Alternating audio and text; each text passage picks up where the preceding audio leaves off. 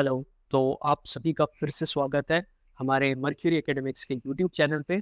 और हम electricity chapter को पढ़ रहे थे। इलेक्ट्रिसिटी चैप्टर को हम काफी हद तक कंप्लीट कर चुके हैं। थोड़े एक दो टॉपिक्स और बचे हैं जिसको हम आज कंप्लीट करके इस चैप्टर को क्लोज कर देंगे। ठीक है, तो आज हमारा जो पहला टॉपिक है जिसको हमें समझना है वो है heating effect of electric current. ठीक है, देखिए 2 मिनट के लिए आप एक बात सुनिए। ठीक है, मैं आपको 2 मिनट पहले समझा देता हूँ ये क्या है। हमने अभी तक ये क्या पढ़ा था कि भाई एक सर्किट है, सर्किट पे एक बैटरी लगी है। ठीक है, बैटरी क्या कर रही है? बैटरी कुछ नहीं कर रही है, पोटेंशियल डिफरेंस को मेंटेन कर रही है। ठीक है, जिसकी वजह से इलेक्ट्रॉन्स मोशन में और करंट फ्लो हो रहा है, राइट। और बैटरी में केमिकल रिएक्शंस हो रहे हैं जिसकी वजह से सब कुछ बेसिकली हो रहा है। अब क्या है, हमें जो समझना है बेसिकली वो ये है कि जितनी भी हमारे पास सोर्स एनर्जी है, क्या वो पूरी हम जो काम कर रहे हैं, जो भी हम अपना यूजफुल वर्क कर रहे हैं उसमें लगती है। जैसे फॉर एग्जांपल हमने फैन ऑन किया। ठीक है, अब जितनी भी हमारे पास सोर्स एनर्जी है क्या पूरी यूटिलाइज हो रही है फैन को मूव करने में? नहीं।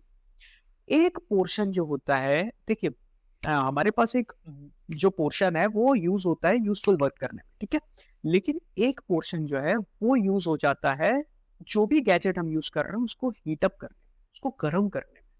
हीट हो जाता है, कोई भी आप फैन बहुत देर तक ऑन करिए फैन गर्म हो जाएगा, राइट। ठीक है, तो हमारा जो गैजेट है वो गर्म हो रहा है, गैजेट को हम बहुत देर तक यूज कर रहे हैं, तो बेसिकली हमारा यूजफुल वर्क तो हो रहा है सोर्स एनर्जी से, लेकिन वो गैजेट बहुत समय यूज करने पे गर्म हो जाता है। तो एक पोर्शन जो है जो हमारे पास सोर्स एनर्जी का है वो हीट करने में यूज हो जा रहा है, राइट। अब अगर सर्किट पूरा रेजिस्टिव है, पढ़ते हैं हम क्या लिखा है, if the electric circuit is purely resistive that is a configuration of resistors only connected to a battery. ठीक है, तो सोर्स एनर्जी जो है वो entirely in the form of heat dissipate हो जाती है। ठीक है, समझिए, सिर्फ अगर रेजिस्टर्स लगे हुए हैं, सिर्फ रेजिस्टर्स हैं, ठीक है, तो जितनी भी हमारे पास सोर्स एनर्जी है वो पूरी की पूरी यूज हो जाती है हीट करने में। यही होता है heating effect of electric current. ये हम कहाँ यूज करते हैं? ये हम इलेक्ट्रिक हीटर में यूज करते हैं, इलेक्ट्रिक आयरन में यूज करते हैं, राइट। अब जो हमारा नेक्स्ट टॉपिक है वो है जूल्स लॉ ऑफ हीटिंग। अब क्या है, इस हीट को हम यूज, देखिए सबसे पहले हम जूल्स लॉ ऑफ हीटिंग समझते हैं। अच्छा चलिए, the Joule's law of heating implies that heat produced in a resistor is directly proportional to the square of current for a given resistance। यानी कि जो हीट है वो करंट के स्क्वायर, मतलब प्रोपोर्शनल है स्क्वायर ऑफ करंट के। ठीक है, और directly proportional to resistance for a given circuit. Okay, and directly proportional to the time for which the current flows through the resistor. यानी कि अगर टी टाइम के लिए current flow, I current flow हुआ है और रेजिस्टेंस कितना है आर। ठीक है, तो जो हीट एच है, हीट एच है कितनी प्रोड्यूस होगी? Directly proportional to I square R और टी। ठीक है, तो जब ये डायरेक्टली प्रोपोर्शनल का साइन आप हटाते हैं तो हमारे पास ऐसा कुछ बचता है, राइट। और यही है हमारे पास, इसी को हम बोलते हैं जूल्स लॉ ऑफ हीटिंग। ठीक है, इतना आई होप समझ में आ गया होगा। H is equal to I square R T. अब देखिए अगर हम R को बढ़ाएंगे, रेजिस्टेंस को बढ़ाएंगे, तो हीट भी बढ़ेगी क्योंकि H जो है वो डायरेक्टली प्रोपोर्शनल टू R है। इसलिए प्योरली रेजिस्टिव सर्किट्स जितने होते हैं उसमें हीट जो है वो पूरी की पूरी जो है अभी जो सोर्स एनर्जी वो पूरी की पूरी हीट में कन्वर्ट हो जाती है। जितना हम रेजिस्टेंस बढ़ाएंगे उतनी ज्यादा हीट मिलेगी। ठीक है, आई होप समझ में आ गया होगा क्योंकि H is directly proportional to R। Okay okay okay, अब हम इस इक्वेशन को डिराइव करते हैं। देखिए एनसीईआरटी में पावर के थ्रू इसको डिराइव किया गया है। ठीक है, एनसीईआरटी को रीड करते जाइए प्लीज, मैं बार बार बोलता हूँ एनसीईआरटी को रीड करिए। मैं एज इट इज एनसीईआरटी को फॉलो करता जाता हूँ। ठीक है, तो एनसीईआरटी को आप जितना रीड करेंगे और लेक्चर्स को साथ में देखते जाएंगे आपके पूरे टॉपिक्स क्लियर हो जाएंगे। प्लीज इस बुक को रेफर करते चलिए। चलिए अब हम इसको डिराइव करते हैं। मैं आपको इजी सा डेरिवेशन बताता हूँ, मैं पावर के थ्रू डिराइव नहीं कर रहा हूँ। ठीक है, इजी एक डेरिवेशन आपको बताता हूँ। ठीक है, हमने एक चीज पढ़ी थी कि V is equal to W by Q होता है। Sorry, just a moment, V is equal to W by Q, ये हमने पढ़ा था, राइट। तो W क्या हो जाएगा? V Q. इतना अभी तक क्लियर होगा, ठीक है। नाउ हमने एक चीज और पढ़ी थी कि I इज इक्वल टू होता है Q by T, I is equal to Q by T होता है। तो Q की वैल्यू हम IT रख सकते हैं, ठीक है, बिल्कुल रख सकते हैं। Q की वैल्यू हमने रख दी IT। नाउ V की जगह हम क्या रख सकते हैं? अरे V की जगह हमने ओम्स लॉ पढ़ा था ना, V is equal to IR, तो सिंपल हम IR लिख देते हैं। जब हम इसको सॉल्व करेंगे I स्क्वायर R T, ये W आ गया। नाउ W क्या है हमारे पास? W वर्क डन है। हमने एक चीज पहले पढ़ी हुई है, ठीक है, कि जो वर्क डन है और जो हीट है वो इंटर कन्वर्टेबल है, ठीक है। ये चीज हम पढ़ चुके हैं पहले की क्लासेस में, राइट। सो W की जगह हम क्या लिख देंगे? H is equal to I square R T, right. इतना आई थिंक क्लियर होगा। H is equal to I square R T, clear? I hope इतनी चीजें अभी तक हमको समझ में आ गई होंगी। ऑलराइट, सो इतना पोर्शन जो है आपको क्लियर होगा। आपको क्लियर होगा कि जूल्स लॉ ऑफ हीटिंग क्या है। जूल साहब ने जो लॉ दिया है, जूल भैया ने जो लॉ दिया है, वो ये है जो आपके सामने, ठीक है। तो joules law of heating I hope आपको क्लियर हो गई होगी, ठीक है। नाउ अब हम नेक्स्ट टॉपिक पे चलते हैं। नेक्स्ट टॉपिक हमारे पास है पावर, इलेक्ट्रिकल पावर। अच्छा, एक चीज मैं आपको और बता दूं, practical applications of heating effect of electric current, ठीक है। एक टॉपिक मैं आपको बता देता हूं, एक सेकेंड यहीं पे बता देता हूं, just a moment. Practical applications of heating effect of electric current. अब ये जो हमने अभी पढ़ा है, एक चीज हमने पढ़ी है कि हीट के फॉर्म में जो डिसिपेट हो रही है, जो हमें सोर्स एनर्जी है, इसको हम यूज कैसे करते हैं। देखिए, एक इसका एक बहुत अच्छा example, electric bulb. Electric bulb में क्या होता है? इलेक्ट्रिक बल्ब में क्या होता है? सी, जो फिलामेंट होता है ना, उस फिलामेंट जो जिससे बनता है उसका नाम है टंगस्टन। टंगस्टन क्या करता है? टंगस्टन का मेल्टिंग पॉइंट बहुत हाई होता है, ठीक है, TUNGSTEN, इसका मेल्टिंग पॉइंट बहुत हाई होता है। तो उससे क्या होता है ना, ये मेल्ट नहीं होता, और जितनी ज्यादा पावर है ना, पावर जो है वो पूरी की पूरी मतलब मैक्सिमम पावर हमें हीट के फॉर्म में दिखती है, लेकिन एक उसका एक स्मॉल पोर्शन जो है वो बेसिकली लाइट के फॉर्म में हमको दिखता है, जो ग्लोइंग इफेक्ट देता है बल्ब को, ठीक है। तो टंगस्टन जो है उसका मेल्टिंग पॉइंट बहुत हाई होता है, तो वो मेल्ट नहीं होता इजी, राइट। और जो बल्ब है, बल्ब में जो गैस फील्ड होती है ना, वो होती है इलेक्ट्रिकली इनएक्टिव। इलेक्ट्रिकली, ध्यान से सुनिएगा, अच्छा मैं लिख ही देता हूं, electrically inactive. Just a minute,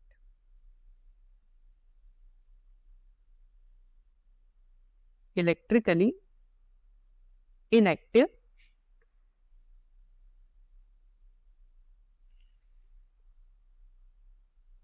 nitrogen and argon gases, ठीक है।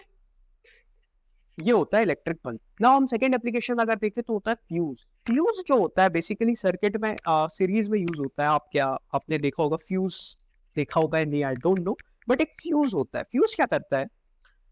फ्यूज का जो मेल्टिंग पॉइंट होता है ना, वो इतना होता है कि जब करंट बहुत ज्यादा फ्लो हो अचानक से, तो वो फ्यूज जो होता है वो उसका जो मटेरियल मेल्ट हो जाता है।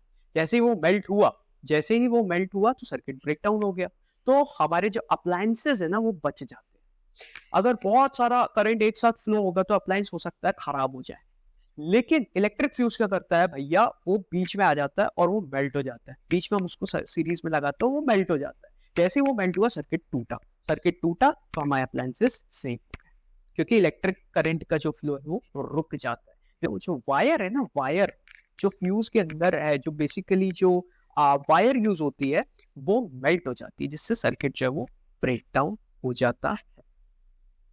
अब वायर जो है वो मेटल की बनती है या एलॉय की बनती है, मेल्टिंग पॉइंट उसका ध्यान रखना है बेसिकली, ठीक है, कि वो इतना हो कि करंट अगर एक सर्टेन अमाउंट से ज्यादा फ्लो हुआ तो वो जो है वायर वो मेल्ट हो जाएगी, ठीक है। तो इतना आपको हो सकता है समझ में आ गया होगा, चीजें बहुत इजी है यहाँ तक, ठीक है, ये चीजें समझ में आ जानी चाहिए।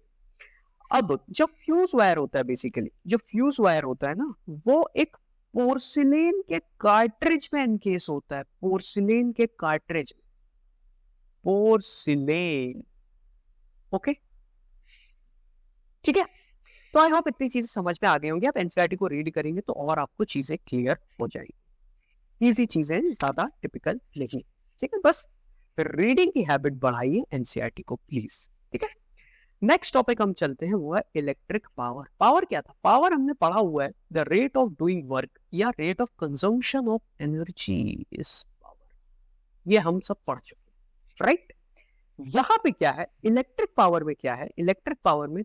the rate at which electric energy is dissipated or consumed in an electric circuit is termed as electric power, ठीक है, वही चीज है, the rate of consumption of energy is power। और जब इलेक्ट्रिक एनर्जी की बात हो तो वो जिस रेट से डिसिपेट हो रही है या कंज्यूम हो रही है उसको बोलते हैं इलेक्ट्रिक पावर। इतना आई होप समझ में आ गया होगा, ठीक है। P is equal to V into I होता है, P is equal to V into I होता है, पोटेंशियल डिफरेंस इनटू करंट, ठीक है। इतना आई होप समझ में आ गया होगा, ठीक है। SI यूनिट क्या है पावर की? What, okay. बाकी करंट की तो हमें पता है, पोटेंशियल डिफरेंस की भी हमें पता है। करंट की क्या है? एम्पियर, और पोटेंशियल डिफरेंस की क्या है? वोल्ट, ठीक है। मैं लिख देता हूँ, अच्छा एक बार मैं फिर से लिख देता हूँ। ये सब चीजें हालांकि मैं बता चुका हूँ, ठीक है, ये सब चीजें हम कर चुके हैं ऑलरेडी।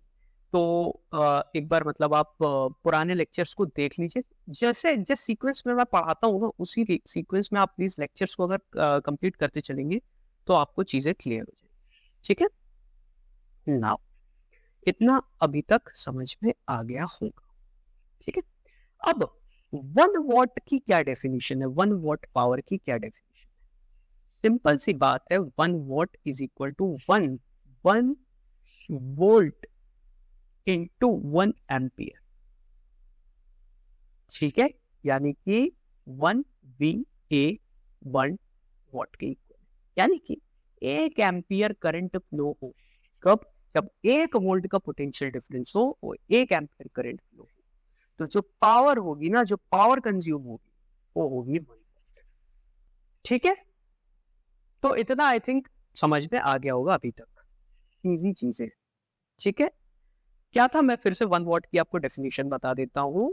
अगर अगर अगर पोटेंशियल डिफरेंस अगर कोई भी डिवाइस वो 1 वोल्ट के पोटेंशियल डिफरेंस पे ऑपरेट हो रही है, ठीक है, और 1 एम्पियर का करंट है, 1 एम्पियर करंट फ्लो हो रहा है, तो जो पावर है, जो पावर कंज्यूम हो रही है वो भी 1 वॉट।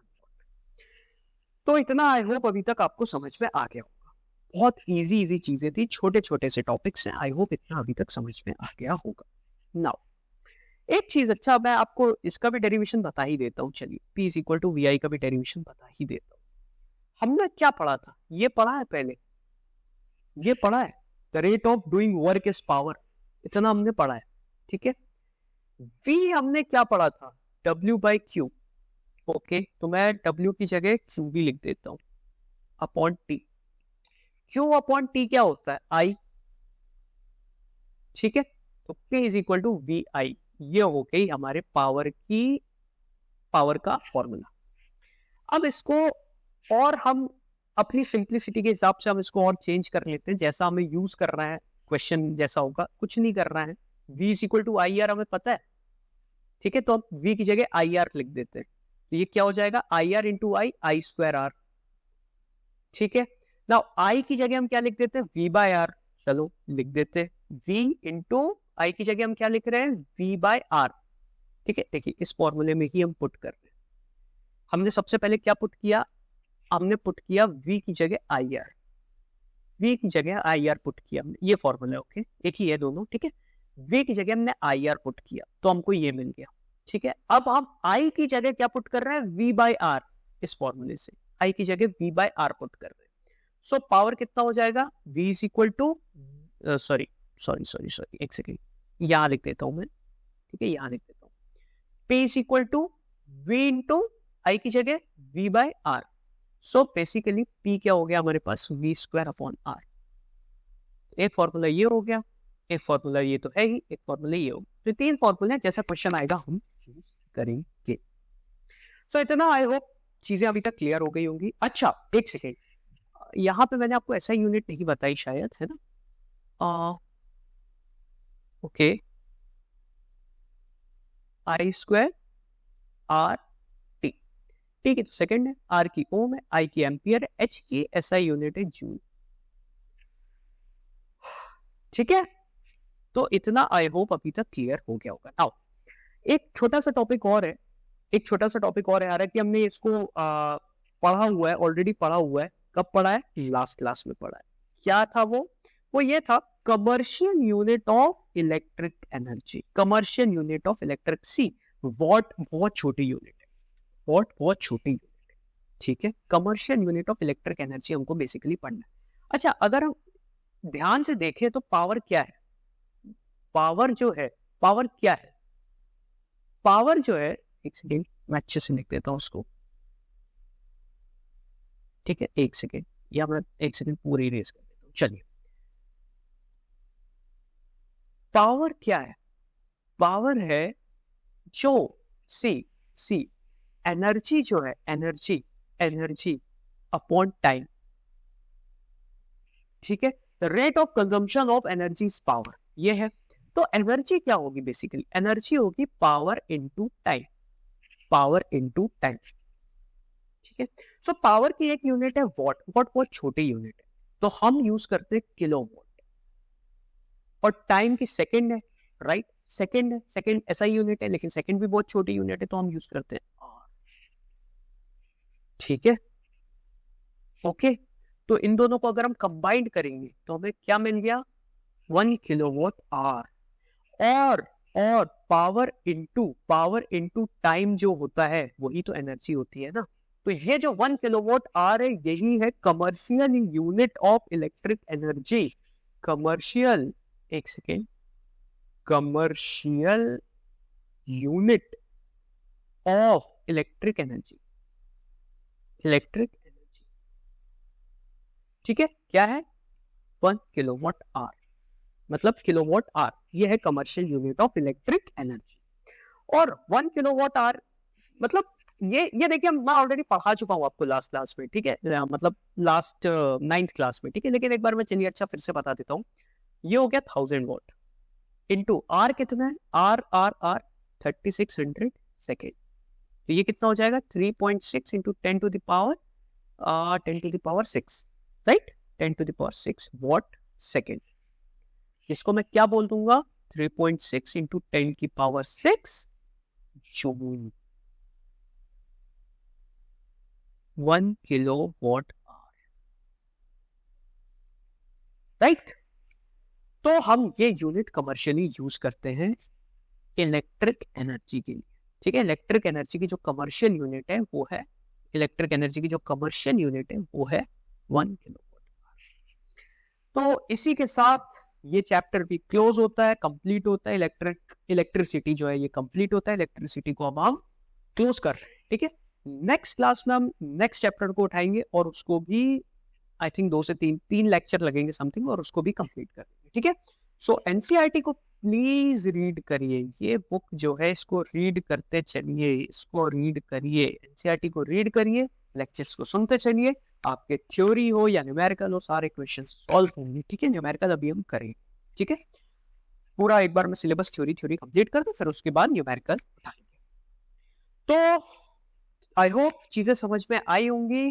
प्लीज एनसीईआरटी को रीड करिए, लेक्चर्स को पढ़ते चलिए, वीडियोस को लाइक करिए, कमेंट करिए, कोई आपके सुझाव हो या आपको कुछ अच्छा नहीं लग रहा हो वो भी बताइए, सब चीजें आप बताइए, कमेंट पे शेयर करिए, कोई डाउट हो वो भी बताइए, कुछ नहीं समझ में आया वो भी बताइए, वीडियो को शेयर करिए, ठीक है, वीडियो को लाइक करिए, वीडियो पे कमेंट करिए और चैनल को सब्सक्राइब करिए, thank you, thank you, thank you, all the very best.